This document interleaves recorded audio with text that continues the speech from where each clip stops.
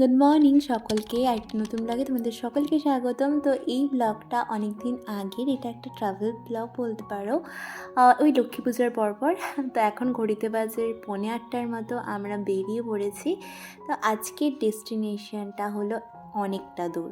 হ্যাঁ, এই প্রথমবারের জন্য আমরা অনেকটা দূর যাচ্ছি। আমরা উত্তরবঙ্গ থেকে সোজা যাচ্ছি আসামের পথে। তো আমাদের ডেস্টিনেশন আজকে হলো কামাখ্যা, মা কামাখ্যার মন্দির, মা কামাখ্যার স্থান। তো সেখানেই আমরা যাচ্ছি। তো এখন আমরা রওনা দিয়ে দিয়েছি বাড়ির থেকে। তো বাড়ির থেকে 12 হয়ে এখন আমরা ব্রেকফাস্টটা সেরে নেব। এখানে একটা ধাবাতে চলে এসেছি। তো এই হলো ধাবাটা। ওটা রোড সাইড ধাবা, হাইওয়ের পাশেই। নর্মালি ধাবাগুলো সেটাই হয়। তো এখানে আমরা সব ব্রেকফাস্টটা সেরে নিলাম। তো এখন এখান থেকে আমাদের জার্নি স্টার্ট হবে। তো এখান থেকে দেখা যাক আমরা কত দূর যাই।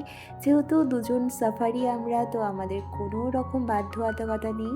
আমরা যেহেতু আজকে বাইকের, আমাদের বাহন যেহেতু আজকে বাইক, তো আমরা যেখানে খুশি সেখানে নামতে পারি। তো যাই হোক, আমরা আবার আমাদের ব্রেকফাস্ট কমপ্লিট করে বেরিয়ে পড়লাম সোজা আসামের উদ্দেশ্যে। এখন কিন্তু আমরা সোজা আসামের দিকেই যাচ্ছি। আর এই দেখো, রাস্তায় চলতে চলতে এই প্রথমবার আমরা এতটা দূর যাচ্ছি। তো সত্যি একটা অন্যরকম এক্সাইটমেন্টও হচ্ছিলো আর বেশ ভালো লাগছিলো। তো এখন আমরা আছি বঙ্গাইগাঁওতে।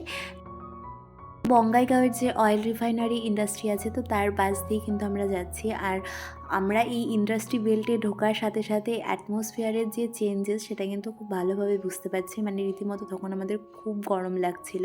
আর আমরা যেহেতু এই লক্ষ্মী পুজোর পরপর নাগাদ গেছিলাম, তখন মোটামুটি অতটাও গরম ছিল না। তাও স্টিল সেই টাইমটাতে, মানে বঙ্গাইগাঁওয়ের এই এরিয়াটাতে ভীষণ গরম লাগছিল। তো যাই হোক, তারপর আমরা আমাদের ডেস্টিনেশন চলতে থাকে। আমরা গুগল ম্যাপ দেখে দেখে আমাদের পুরো জার্নিটাকে এক্সপ্লোর করি। তো আমাদের আরও অনেক কিছু প্ল্যান আছে, সেই মানে পরবর্তী ব্লগে সেগুলো অবশ্যই শেয়ার করব। তো এখন আমরা যাচ্ছি কামাখ্যার উদ্দেশ্যে।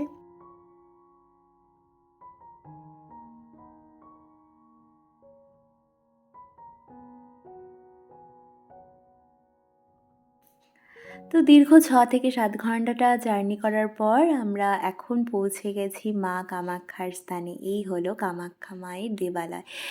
আমাদের লাঞ্চ করার কথা ছিল, তো আমরা ভাবছিলাম আর একটু পরেই কামাখ্যা আমরা পৌঁছে যাব। তো আগে সেখানে যাই, তারপর সেখান থেকে লাঞ্চটা সারবো। আর যেহেতু কামাখ্যা মন্দির তোমরা যারা গিয়েছে তারা তো জেনেই থাকবে যে এটা অনেকটাই উপরে পাহাড়ে, তাই আমাদের এখন উপরে উঠতে হচ্ছিল। তবে একটা জিনিস এখন খুব বেশিভাবে রিয়েলাইজ করতে পারি, যে যখন ভগবান যেখানে ভক্তদেরকে টানে, তখন সেখানে ভক্তরা কিন্তু সেই টানেই কিন্তু চলে যায়। আমাদের এই কামাখ্যা মন্দিরে যাওয়ার অনেক দিন আগে থেকেই যে প্ল্যান, এরকমটা কিন্তু না। হুট করে আমরা প্ল্যান করি ঘুরতে যাব। তো ঘোরার আগে আমরা ডিসাইড করি আমরা আগে কামাখ্যা মন্দিরেই যাব। তো তারপর মায়ের দয়া, সেটাই বলতে পারো, মায়ের দয়া না হলে সম্ভবই না। তো আমরা চলে এসেছি এখন কামাখ্যাতে। আর এসে সত্যি আমার এতটাই আনন্দ হচ্ছিল। আমি একটু বেশি ধার্মিক প্রকৃতির মানুষ, তো সেখানে যখন কোনো ঠাকুরের স্পিরিচুয়াল জায়গায় আসি, তো আমার একটা অদ্ভুত রকমের শান্তি হয়।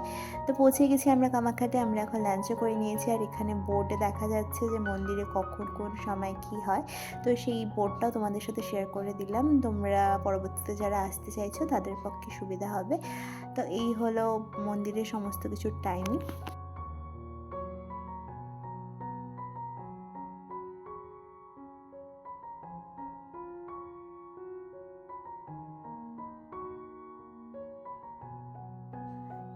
তো আমরা রুমে গিয়ে, এখানে আমরা মন্দিরের পাশেই একটা রুম নিয়েছি, হাঁটা পথে ওই 5 মিনিটের মতো।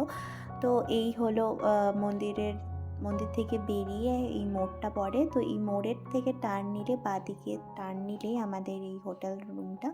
তো এই হলো মনসা হোটেল। এই মনসা হোটেলের ঠিক পরেই, হোটেল কাম রেস্টুরেন্ট, তো এই হোটেলের পরেই কিন্তু আমাদের যে লজিং, সেই লজিংয়ের জায়গা। আমরা সমস্ত কিছু শুনে নিয়েছি যে আমাদের কী করতে হবে না করতে হবে। তার জন্য এখন আমরা ডিনার কমপ্লিট করে নেব। আর আমরা এখন যেহেতু খুব টায়ার্ড আছি, তো আমরা আজকে জলদি শুয়ে পড়বো।